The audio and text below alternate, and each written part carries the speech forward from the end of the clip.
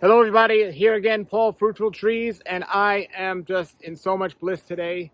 There's a channel that I've been following on YouTube and also a group that I follow on Facebook. The group's called What's Ripening Florida. I'll put the group and the channel, all the information below this video, but the person that runs that group and has this farm here in Southwest Florida, his name is Matthew Reese, and he has this amazing farm with a ton of different fruit trees, very educational videos, and a very unique way of doing things. He has so many greens and things growing between his fruit trees. And he talks about sustainability on every single level, not wasting the spaces. He gives tours here if you're in Southwest Florida. So I definitely want you to check him out. But we're going to have him on the show today. You're going to want to watch this one and take some notes. Here he is. Matt Reese from What's Ripening Florida. That's right. And today he's going to show us what's ripening. Welcome. So, tell everybody what part of Florida you're in. So we're here, the town's called Punta Gorda, Florida. It's on the west coast near the Gulf, and we're kind of halfway between Sarasota and Fort Myers. What growing zone would you say this is? This location would be considered zone 10A. You can go across the harbor or inland just a little ways and it skips over to zone 9B, but down here is 10A and kind of skirts along the coast here. And how much size property do you have? Currently I have a little over 12 acres combined. We probably have like 3 or 4 that's actually planted, so we'll go look at that. And how long ago did you start planting it?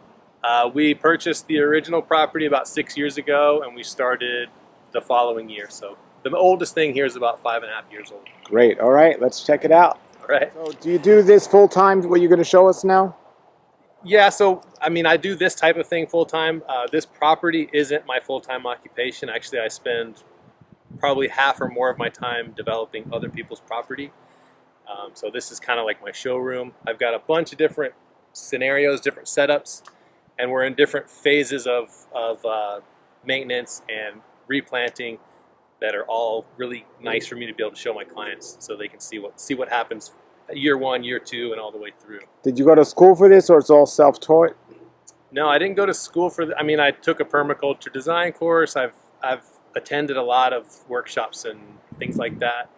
My original career was as a civil engineer, coastal engineer, and when I moved here to be with my wife for her work, I ended up transitioning away just because I couldn't do my work in this town. So I had to start finding something else, and this was a passion of mine anyway, so we kind of grew into that.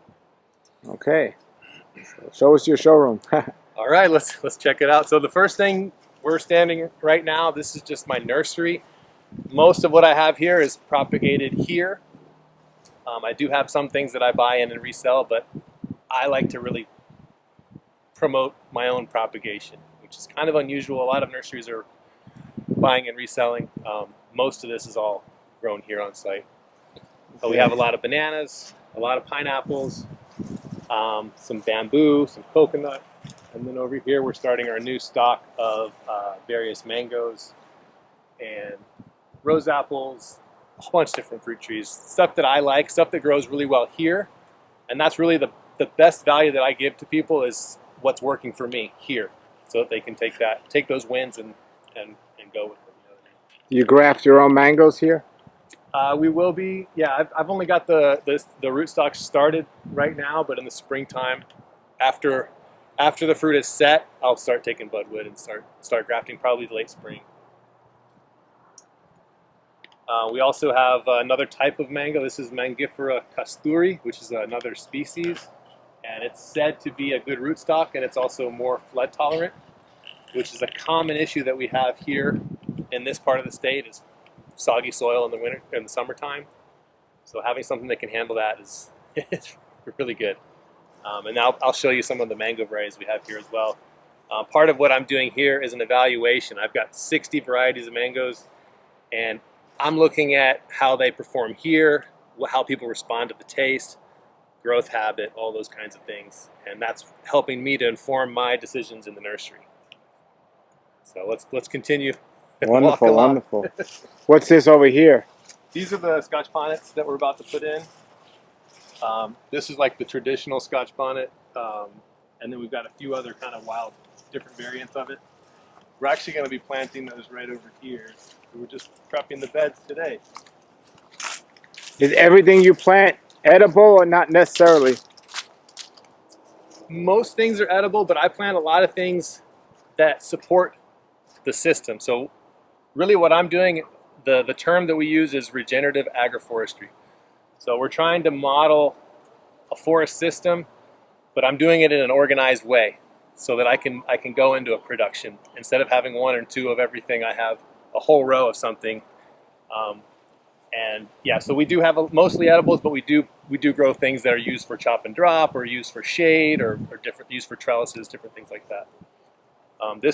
These two beds that we just made are going to be where we plant those Scotch bonnet peppers, and we're also going to interplant with some clumping grasses that we'll use to cut and feed to mulch, and then we're going to have cabbages, onions, and a couple other things within the bed. And you can see here we've got the trees that have been pruned. Those are ice cream bean trees. Have you had those before? Yes. They make a little bean pod that's really tasty. But we actually prune them out to give sunlight to this bed. And if you look off in the distance, there's a pile. There's several piles here where we chipped up that wood, and we're going to use that as the fertility How big system. were these before you pruned them? They were, I mean, right now they're probably 20 feet tall, and they were at least 15 feet taller than that. They were big. 15 feet taller. Yeah, wow. And they're fast-growing trees. This particular type of ice cream bean I found to grow very well here. I believe it's called Inga Vera. It makes a shorter pod, and it's really amazing. They actually seem to grow faster and better in the driest, coolest part of the year, which is, I found that to be unexpected. But the leaves are always deep green. It's always a happy-looking tree. Obviously, it doesn't look happy now because I just took all the leaves off of it. But it's going to start pushing out. If you look closely, you can see the buds pushing out already. But having cut this out, the bananas that are planted underneath are going to start getting more light, and they're going to jump up and take that space. And there's also, this being a nitrogen fixing tree, I've released a bunch of that nitrogen into the soil to help feed the bananas. So this is just one example. You have a lot of banana varieties? I do, yeah. I used to have a lot more. I started with a pretty big collection, and I've been narrowing it down, and I still probably have 15 or 20 varieties of bananas. I have probably 3 or 4 that I really like that I'm going to be planting more of, but I keep the collection because that's a big part of my business, is selling the top. Everyone wants to collect. You know, once you have one, you want to try the next one, the next one, the next one. What's your favorite 4 banana varieties? My favorite to grow here is the Dwarf Nemois. That's my number one. It's stout. It won't blow over in the wind. It's productive. It doesn't have disease problems. I can go on and on about that one. If you're gonna, I always tell people, if you're gonna get a new banana, get Dwarf Nemois first, and then second, get Dwarf Nemois, and then third, maybe get something else. Beyond that, I have another few favorites. This one right here is Mysore. That's one of my favorite eating bananas. They get really tall. They can tip over, but man, the texture is what gets me, and they're just really small, nice. We have some I can show you when we get back around. I also like Sweetheart, SH3640, Crew. There's a whole bunch. It really depends on where you are and whether they can tolerate your soil, your conditions, and But we'll go through. I've got plantains as well. We can go through and check them out. Oh, great! Is all the water and irrigation here on wells? I actually don't have any irrigation running right now. When I first set up this place, I put in a shallow well right there, and I was using a gas-powered pump because I don't have power here either, up until we just bought the house.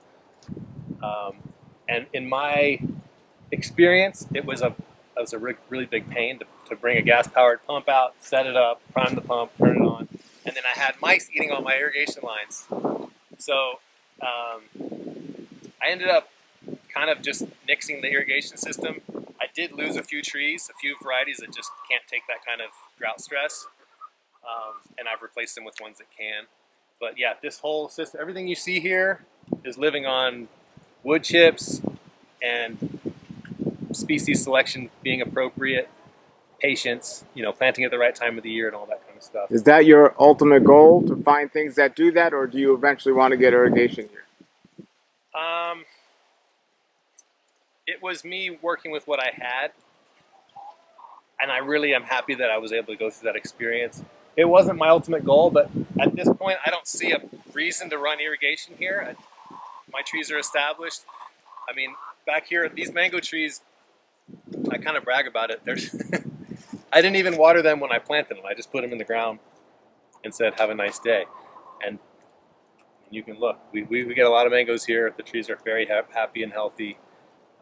Keep in mind that we are at low elevation, so parts of the year this place gets pretty wet, parts of the year it gets pretty dry. So you might not be able to get away with that if you were up on a high sandy mound somewhere, you know, you'd have a different situation. But here I get away with no irrigation for the crops that I grow. Now when we get into the Scotch bonnets and the stuff we just talked about, we're gonna run a little line over there and we're gonna drip on that. Okay. And the nursery is gonna have irrigation. We're actually putting in a well because I wanna expand my nursery. And we are gonna put in some different crops on the back side of the other property over there. But this side, it's already starts. It's already off to the races. 4 acres of mostly trees here, and you have no irrigation because you just know how to work the soil and how to.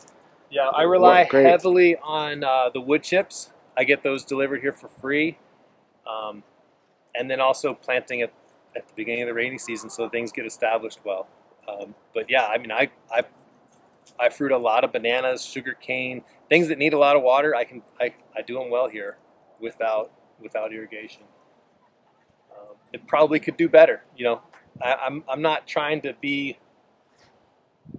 maximize everything. I'm trying to optimize based on what I have and what I can do. You know, what's my context, and that's really what I normally give to clients is, you know, let's talk about your context and let's figure out how to work within that. You know.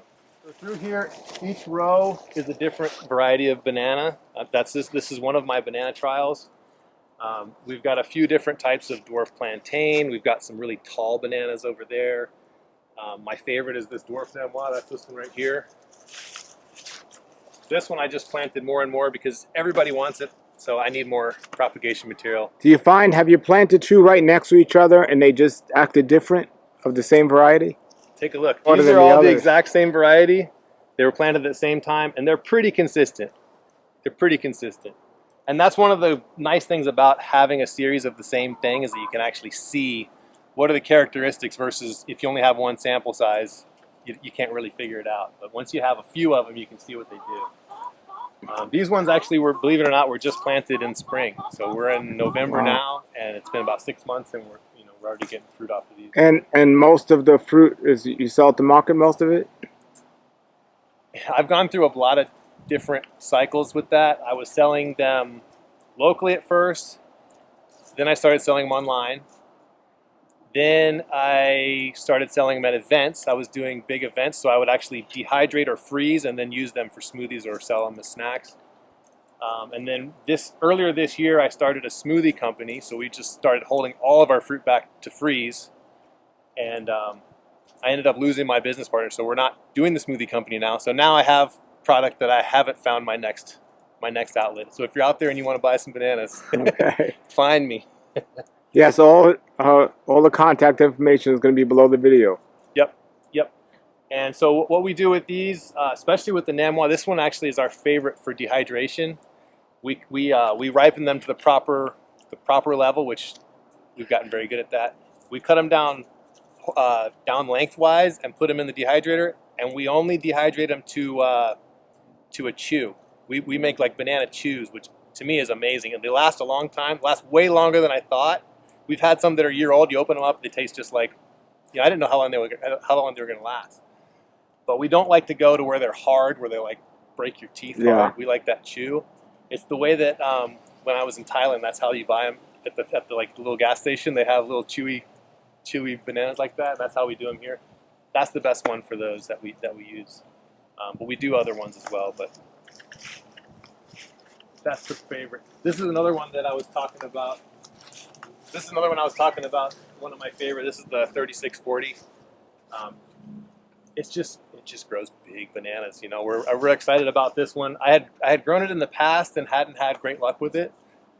But having Josh here, we've both been working on getting the nutrition right for these. Some of them are a little hungrier than others, and having added what we've added, they're starting to show some results. So we're excited. Well, you want to talk about that? What have you added like that made a difference? So a couple of things that we did. you know, like the Namois, they seem to do okay with just wood chips, and that's it, wood chips and rain. Some of these other ones, we noticed they were getting some deficiencies, so we started adding azomite, langbonite, a few things that were going to bring up those minerals, and then we also started adding. I get horse manure from my neighbor, and did we do chicken manure on these too? Recently, yeah. Yeah, and we started adding some chicken manure as well. So just a little bit more well balanced, you know, well rounded nutrition. And I think we could probably do better if we gave them more, but we're trying to kind of lead into it and see how it goes. Sure. Well, they're looking great there. So right here, this is the first one of my dwarf Fiji coconuts, and we believe this one to be a hybrid because of the way it's growing. We think it's a hybrid. But in this property, we've planted about 40 dwarf Fiji coconuts. This one's showing the characteristics a lot more. And if you haven't seen these before, the top of the palm looks like a full-size coconut, but the leaf scars are really tight and short, and it actually makes a really squat kind of a trunk. So it keeps the coconuts down low for a lot longer. So, you know, a lot of times the coconuts will be way up high, you have to climb them. These will hold the coconuts down low, and they'll stay low for a long time. Now, eventually they'll grow out. They'll grow all the way up, but it takes a lot longer. So when you say a lot longer, because I've seen dwarf coconuts super high, but they've been there a long time. So what's your estimate? How long will it take before you'll start needing a ladder to get those? I would say it's going to be 10, 15 years probably before they get out of control. And there's lots of different types of dwarf coconuts. So this one's a specific variety. Like the dwarf Malaysian, those will get taller faster than these. So now these or just any coconuts, are they true to seed? If you plant one of these coconut seeds, are you going to get another dwarf coconut tree? You're going to get something similar. Like I said, the one behind you, I believe that one's a hybrid. I think it probably got pollen from another type of coconut because of the way it's stretched out, and it's got those really yellow coconuts, which is a unique color. With these, I have another friend that grows these for his nursery, and he tells me it takes him 3 years to be able to tell if it's a true dwarf. So he has to evaluate them before he sells them out as that, which they do have a higher value once you get there, but it's hard to tell. It takes a few years because you need to see a trunk starting to develop, you know. But these big long leaflets like this on a smaller head, it's kind of hard to explain, but once you start to see it, it becomes really obvious. This one's showing the true dwarf characteristics. Is your goal to sell them as well? My goal is to have these in my nursery because they're hard to get right now. It's a high value thing for me, so I plan to sprout as many of these as I can. Someday, hopefully, I'll have more than I need, and I'll be drinking them and selling them like that too. But these are more valuable in the nursery than they are for someone. I mean, for someone to pay $3, they're worth a lot more than that. You know? Absolutely. And that's part of, you know, this farm is being strategic. What has the most value? What can I have here that's going to give me a return that's going to pay for all the maintenance and all the work and all the. Tell me about the spacing that you use and shade-wise, because a lot of farms, big farms that have machinery, need a certain amount of space. But what I've seen in a lot of small backyard farms, they don't need those big rows. Did you do it this way for a reason? And is shade an issue for you, or is it anything like that? The shade, I see it as a benefit, and it's infinitely modifiable. I can always cut these trees down. The ones that are up here, they're shading, that's more ice cream bean. Those are there to shade. They're there to help my young trees come up, and then they're going to be removed in the long term anyway. As far as the spacing goes, in this part of the grove, I did go for a wider spacing intentionally because I wanted to have space to do other stuff in the future. Because I didn't know what my end goal was going to be. I wanted to have my main trees in, and then as you saw down there, now we're putting in crops in that pathway. The dwarf Nemois row that's over there wasn't there in the spring. That was another big pathway. I like to tell people that, you know, give yourself room for, you're going to grow into your property and you're going to want to do things differently. Having the access in the short term is super helpful. Like you said, bring in equipment. If you need to bring in mulch, if you need to pass through with a truck or something, it's nice to have those open paths. And then once you really know what you're doing and how you're going to use that area, you can always come in there and plant something else if you want to. There are considerations as well as what type of fruit tree it is, whether it will take some shade or not. Some of these, I've been surprised with that they're fruiting with some shade. I didn't know they would. And I never would have if I hadn't had trees near them that were giving them shade. One example is the loquats that we have on the first row down there. Last year, they were heavily shaded by ice cream bean, and they fruited as heavy as they ever have. And I always thought that loquat trees needed full sun, and I found out otherwise from my own experience. And then the other thing is, if we look in closely, I've got trees like in here. These are shade-loving trees. This is a jaboticaba, and it's growing in the shade right now because it's young. And as it develops, it's going to be able to take more sun. And I'll take out this tree and this papaya. This papaya is only going to last a couple years. So part of this is that there's a succession of species. There's things that are going to last a few years and they're going to go away. There's things that need time to really get going, and then they're going to take their space. Another one is this one. These fruit tree called achachairu. I don't know if you've heard of those before. Achachairu, yeah. It's in the Garcinia family, and they're known to be incredibly slow, and they don't like sun at first. They're really wimpy baby trees. But once they get going, they take off and go really fast. My trees are probably 5 years old, and they've been enjoying this shade, and I think this is going to be the year as I pull away. When I prune this back and I take out that lebic, they're going to have full sun, and I'm expecting them to start flowering because they're getting into that age, that 7 or 8 year old age where they should start flowering. But a Garcinia is a good example of one that needs shade while it's young. All right, so now we're going to look at the mangoes that he has. How many mango trees do you have? This grove here has 60 trees, and each one of them is a different variety. So you have one of each variety? One of each. Do you have two of anything? I don't. This is a collection and an evaluation project. This is not something I recommend you guys do out there. Don't get one of everything. It's really annoying when you're harvesting and you have to label every single thing. Just saying, you do whatever you want, but I'm telling you from being 4 or 5 years into it, you'd be better off having 10 of something, 10 of something, 10 of something, and having like 4 or 5 really good varieties and just call it a day. That's my 2 cents. But yeah, in reality to that though, somebody with a small yard, mm-hmm. you know, and they're looking for varieties, they want to get as many varieties as possible in that small space. So having just one is might be a good idea for some people. I think it's a good idea at first. I think it can start to get away, but I'm just telling you my experience because I sell the fruit. People want to know what it is. It has to be labeled. They all have their own different schedules, and even some of the varieties you harvest almost all of it at once. Some of you'll be harvesting that tree for 2 months.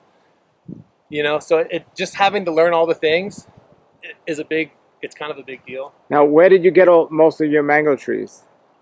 Some of them I grafted myself. Some of them I bought from rare fruit clubs. A lot of them I bought from Zill's Nursery, which is I think near you. My friend at Socata, the one you visited in Sarasota, I got some trees from her. I've been collecting them for a long time. I had a long list. You know, this is really, to me, it's a curated collection. Probably in the next year or two, I'm going to start culling some of them out and either top working over something I have or maybe trying something else. But really, what I'm trying to do is the groundwork so that I can inform a nursery and inform people. These are the ones that do the best. They fruit every year. They're also, you know, now you do have a good amount of land here. Mm-hmm. So how far did you? The amount of spacing, is it all experimental, or did you purposely do it a certain distance for each tree for the mangoes? The mangoes are all on a consistent space. The rows are 20 feet apart, and the mangoes within the row are 15 feet apart. And I have them staggered, so it's kind of a zigzag if you were to look through the grove. What you'll notice about my grove is that you can barely see the mango trees because I have so much other stuff happening. That's part of the agroforestry thing. You know, I've got other crops. I've got sugarcane, pineapples, bananas, cassava, sweet potato, turmeric. We're bring lots of other things growing in here at the same time. And the reason I have that is because, as we just said, I have my trees spaced out nicely. Well, there's a lot of space.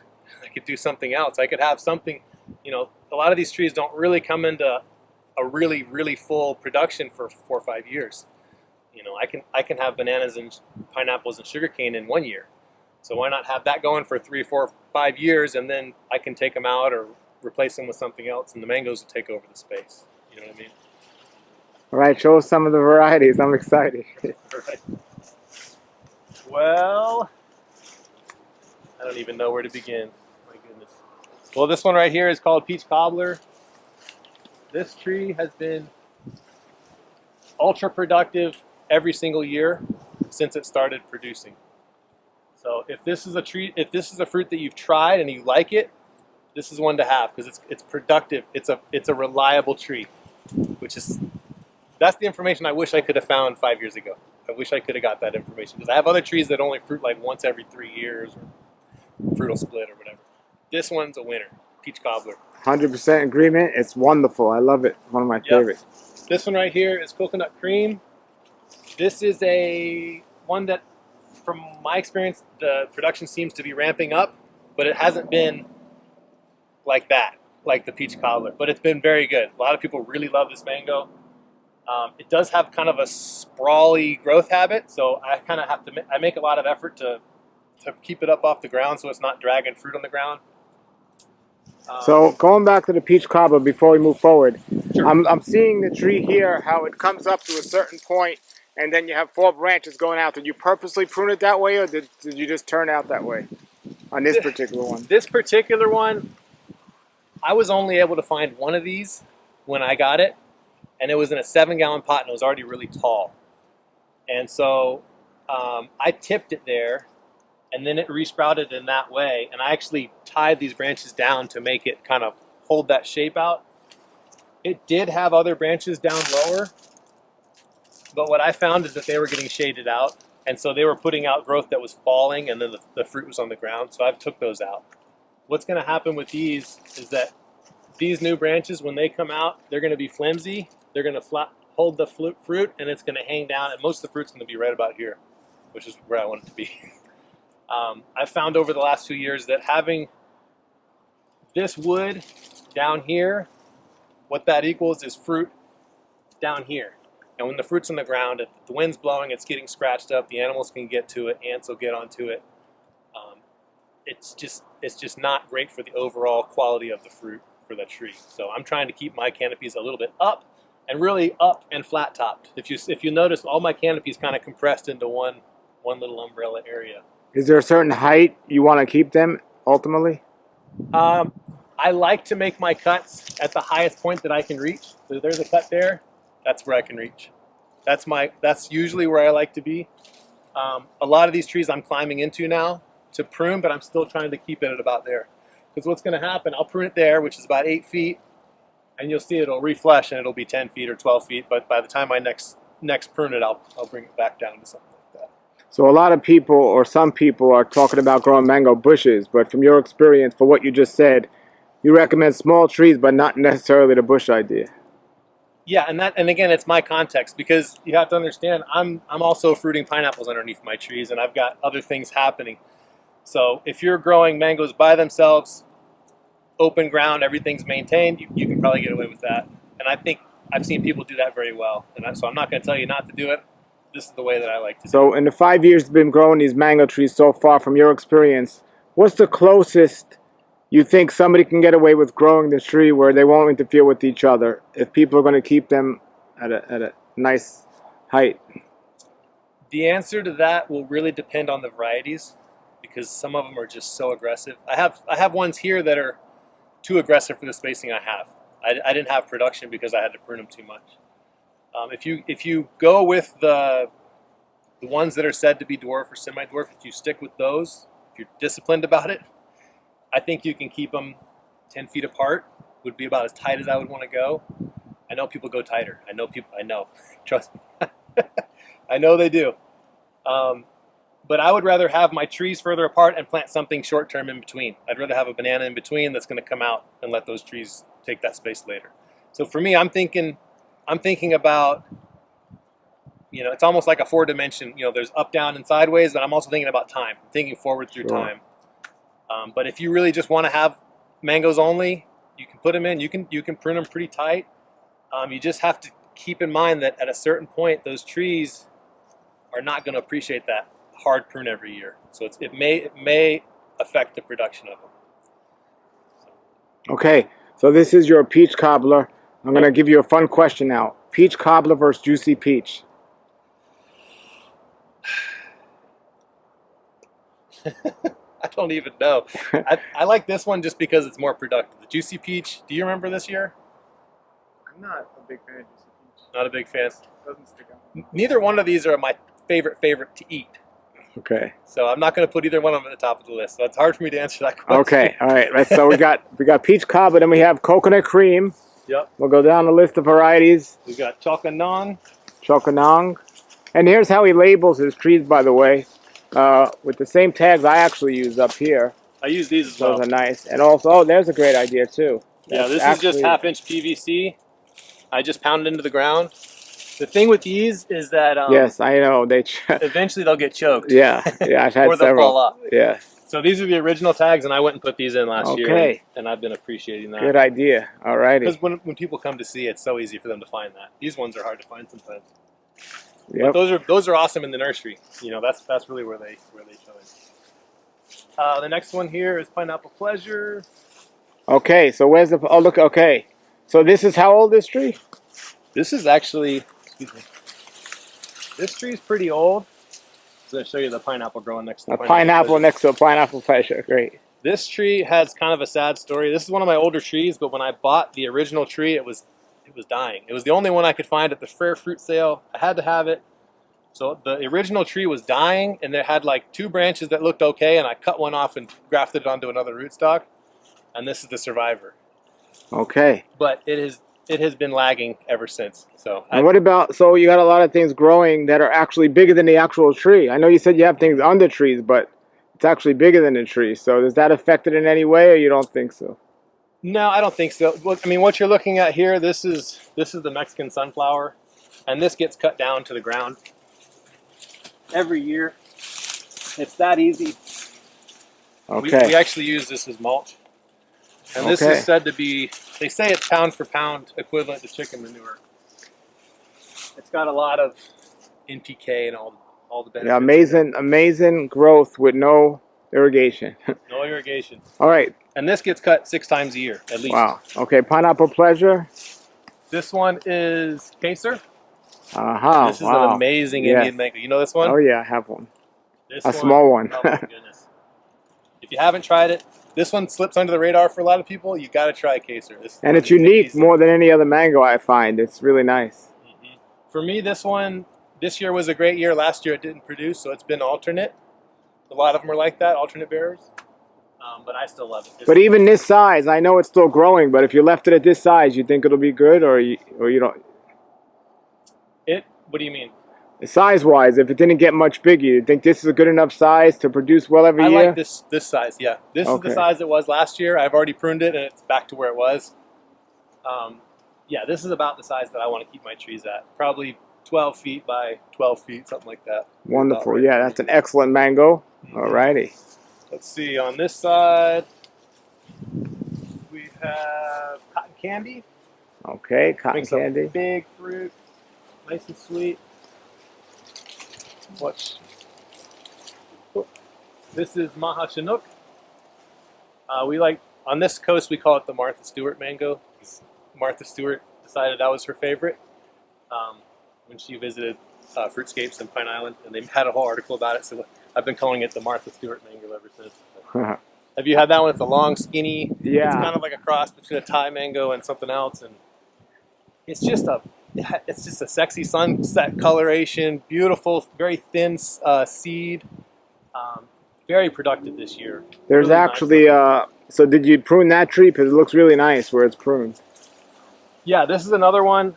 When I first started doing this, I was pruning and I was actually tying the branches down to get that open structure. Very nice. So this is one where that worked out really well. There was another 4th branch here, but it was getting shaded out by the rest of the tree, so I ended up And also, if you wanted to, when you do a tree this way, if somebody had a smaller space and they wanted to graft another variety onto the tree, when you have it splitting like that, it's much easier. Yep. Yeah, you could do that. That's another way to get more varieties into a smaller space. You can cocktail a tree. I haven't done that myself, but I know people do that. This one's called Dwarf Hawaiian. This is one of my oldest trees. If you need a dwarf tree, Dwarf Hawaiian's one of them. This one, all it really wants to do is flower. It has no interest in growing any new growth at all. It just wants to flower, and if the flowers don't set, it'll flower again and flower again and flower again. And thankfully, the flowers are beautiful. And if you wanted to keep something really small, this would be on the top of the list. All right, Fruits Dwarf are really Hawaiian. nice. Let's see. This one is Pimsei Mun. This is one of the. It's usually eaten green. It's the Thai variety. My tree in particular isn't not doing well. I don't know if it's root bound from the pot or whatever. But I only have one, so it's hard for me to really evaluate it based on that. I'm hoping it's going to come out of it.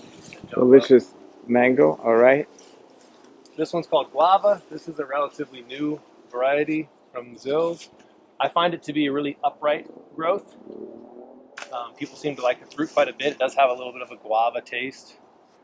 The one over here is Nam Dak Mai. This one is a pretty classic Thai variety. It's not my favorite to grow here because it does tend to split open when we have a lot of rain. So I'm probably going to be replacing that with something else. But I know a lot of people like it. A lot of people like it. This one's Jahingar. This is an Indian variety. We had our first fruits this year. It's a nice looking tree. It looks very, very healthy. This one, I think Dr. Campbell had the first ones that I tried of these, and I kind of liked them well enough to try a tree of it here. To me, this is about the ideal how the tree should look at this point to me. Reasonably open in the middle. You see it's been pruned out in the middle, so there's some airflow that comes through here, but it's got a full canopy. So at some point I could take out some of this if I want more sun in there, but it's doing really well. Kyo Savoy, another green mango. This one is M4. This is a must-have. It's looking a little bit sad right now, but this tree has been very productive since it started, and it hits all the notes. It hits them all. Do you have that one? Yeah. Yeah. This one's Dot. This one, it's not a new variety, but this one shocked me this year. It was very good. It was very good. I had no idea. It was really good. There's something going on with the leaves on that one. I don't know if it's prone to some kind of disease or whatever, but we're going to be starting to do a few things with our grove this year, so hopefully we can correct some of that stuff. Next one I think is Orange Sherbet. Yeah, this is Orange Sherbet. Really nice. Most people have heard of it by now. The relatively new variety comes from the PPK lemon meringue. We've got Jin Huang. This is called the Jin Huang. It's like a very large Nam Dak Mai. The other name for it is Golden Queen. Really pretty big fruit.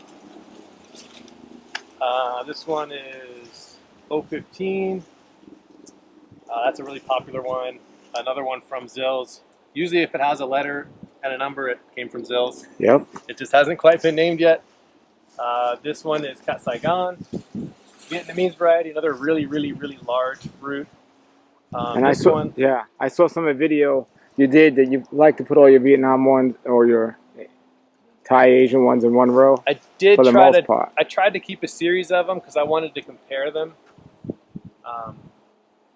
It's just when you get things at different times, it doesn't always work out. But I did do that here. These ones are mostly evaluating for green mango because I have people that really want to grow a lot of that stuff. This is Pina Colada. This is another good dwarfing one. It never seems like it's really, really happy, but it fruits really, really well every year. Kind of small fruit, but very tasty. Doing well for me here. Wow, it's such a gold mine you have here. So you have a bunch of other varieties of mangoes, I know.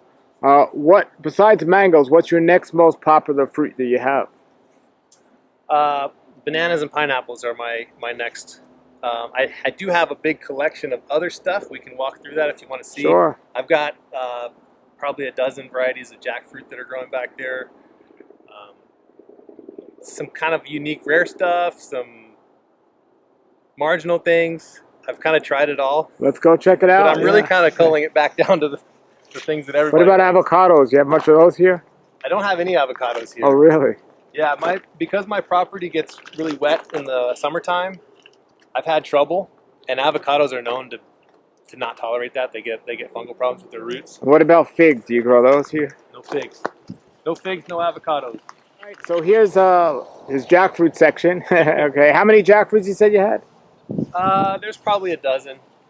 In this area, the jackfruit trees are seedlings of superior fruit that I've had over the years.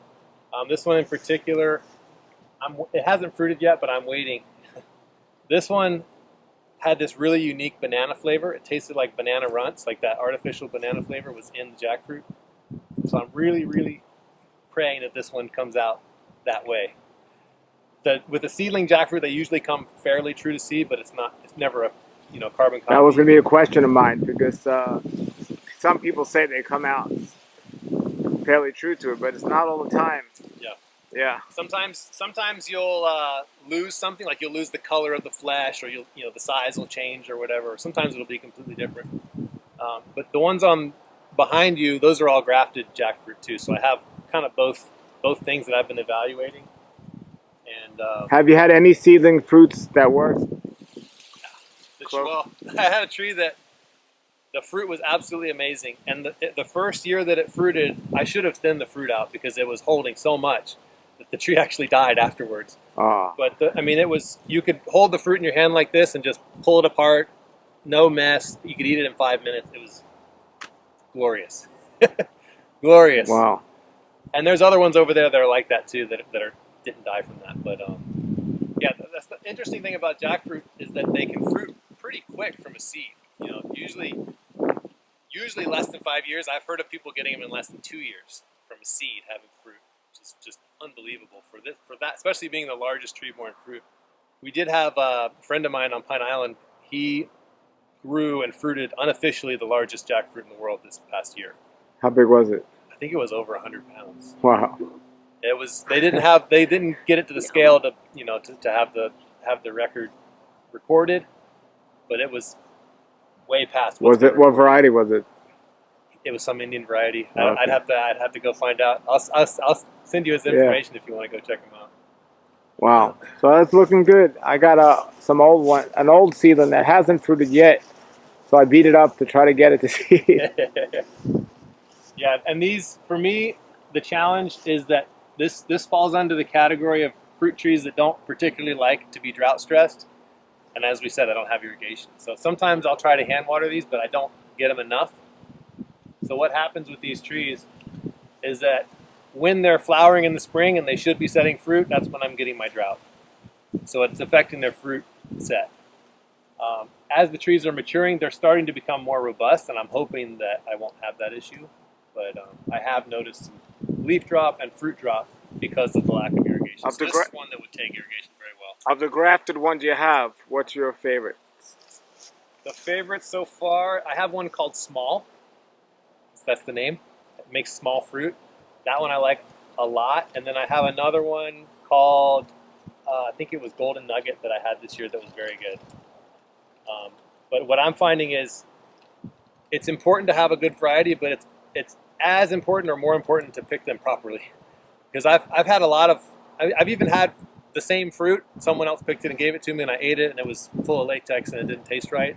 When you pull it off the tree at the right time, generally it's not messy and it's a totally different experience. I've also got Orange Crush over there, Cantaloupe, Excalibur Gold. There's My 1 and 2 and 3, Dangarasimi. There's a whole bunch of them over there. Nice. Do you have any black gold?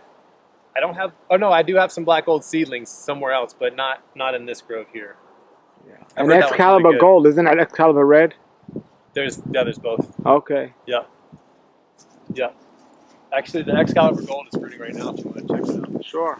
So that's another thing I've noticed with jackfruit when you harvest them during the rainy season, a lot of times it washes out the flavor. You'll get these big watery, and sometimes even when you open the fruit, it's almost leaking water everywhere. It just completely washes the flavor out.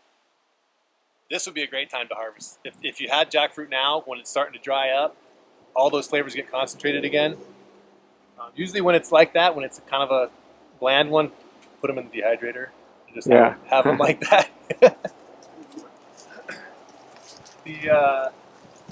This is the small one right here, and it's getting ready to start flowering again.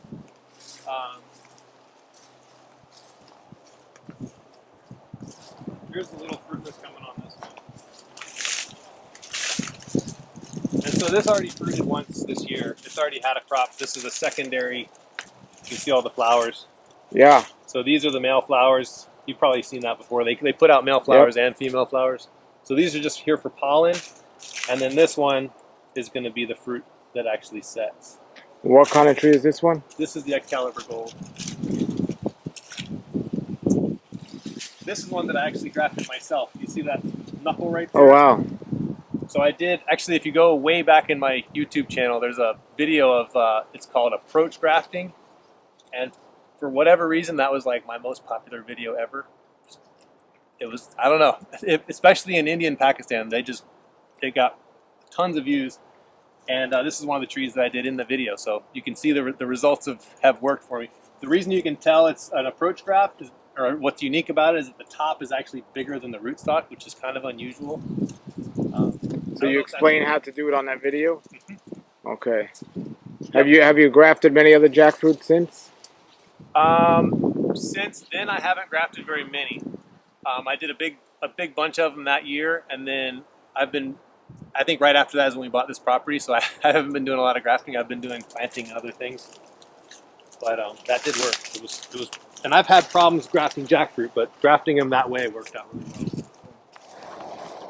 All right, so that's just a part of this of his amazing property. What other? You have any mamey, soursop? Those don't grow too well out here. We do have some soursop. They're not fruiting right now. I can walk you back through there. Mamey I haven't had luck with. That's one that will suffer without irrigation. And mamey tends to grow better in the southeast than it does in the southwest. For whatever reason, that seems to be something that crops better in Homestead.